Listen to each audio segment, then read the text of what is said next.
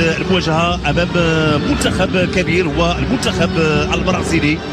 البرازيل وصلت 21 مره لكاس العالم، فازت ب5 القاب لكاس العالم 58 و62 كذلك 70 امام المنتخب الايطالي، 94 كذلك امام منتخب ايطاليا، و2002 امام منتخب المانيا.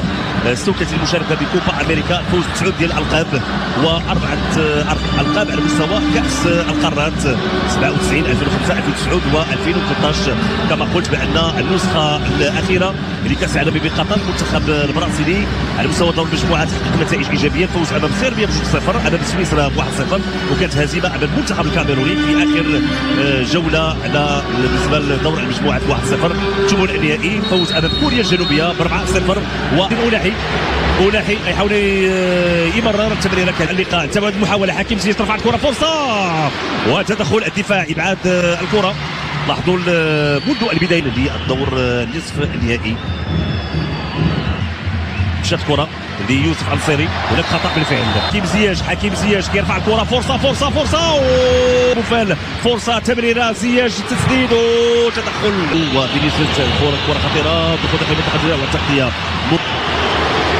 ترجع الكره بشكل ممتاز، حكيم زياش عند سفيان بوفال محاوله المراوغه. لاحظوا العوده ديال لوكاس ظل متشبث بحقه في التنظيم في الوقت تبع المحاوله. اشرف حكيمي جونيور كيمرر في الجهه اليسرى عند لوكاس تولنتينو، خطيره، فرصه خطيره لفائده المنتخب البرازيلي. كره مشات فوق المرمى، ابرز محاوله لفائده المنتخب البرازيلي سنتابعها. واوروبا في الوقت تبع هذه المحاوله لممثل القاره الامريكيه الجنوبيه منتخب البرازيل. تدخل واسترجاع بوفال، بامكانه يمر عند يوسف نصيري، ولكن برياض لاعب فريق برشلونه في الوقت تبع المحاوله ديال المنتخب البرازيلي الجنوبي المغربي. يوسف نصيري، فرصه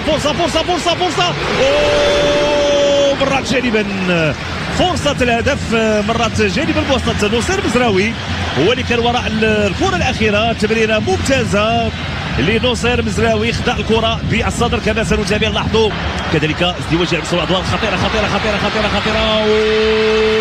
لا بد من إبعاد الكرة. ياسين بونو إلى أشرف حكيمي، خروج ياسين بونو، خروج خاطئ والهدف الأول لفائدة المنتخب البرازيل في الوقت اللي هناك وضعية تسلل. إذا هناك وضعية تسلل، في الوقت اللي الحكم كيطلب من اللاعبين البرازيليين انه ينتظروا. فرصة بوفال،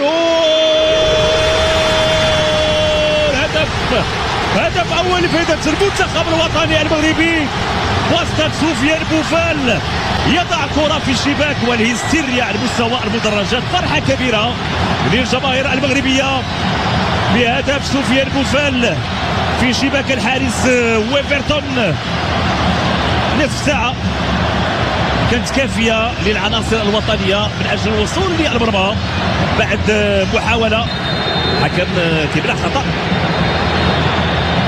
تدخل ليس بهذا الشكل، وهذا كيبين النرفزه الان عند اللاعبين ديال المنتخب البرازيلي. تبنوا انه الشغف ديال الجمهور المغربي.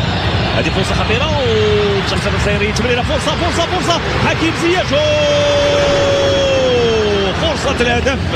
حكيم زياش كان بامكانه يضع الكره في الشباك، لعبات بطريقه ممتازه. لاحظوا رده فعل ديال وليد الكراكي وحاك داخل منطقه الجزاء، تسديده، تدخل الدفاع حكيم زياش واخراج الكره بشكل ممتاز. اخراج الكره امام اكس فينيسيوس جونيور، كانت خطيره. هذا تسديده مشات فوق المرمى. فينيسيوس جونيور يسدد، يدخل الفرحه اللي يقولوا كل المغاربه لعبت الكره. عز الدين أولاحي يمكن يرفع الكره، بالفعل رفعت الكره ممتازه من عز الدين أولاحي. شو يعمل عز الدين أولاحي؟ تمريره، فرصه، سفيان بوفال ما تمكنش من التسديد. تدخل يحييكم، ألقاكم عند بداية الشوط الثاني. إلى اللقاء. حكيمي حاول يمرر، تسديدة قوية لحكيم كبار، لكن هذا تدخل ممتاز. ياسين بونو، ردة فعل ياسين بونو ممتازة من سفيان بوفال عند نصير مزراوي لأشرف حكيمي. فرصة بيد المنتخب المغربي، تدخل عطية الله لاعب فريق الوداد. مستوى الوسط سفيان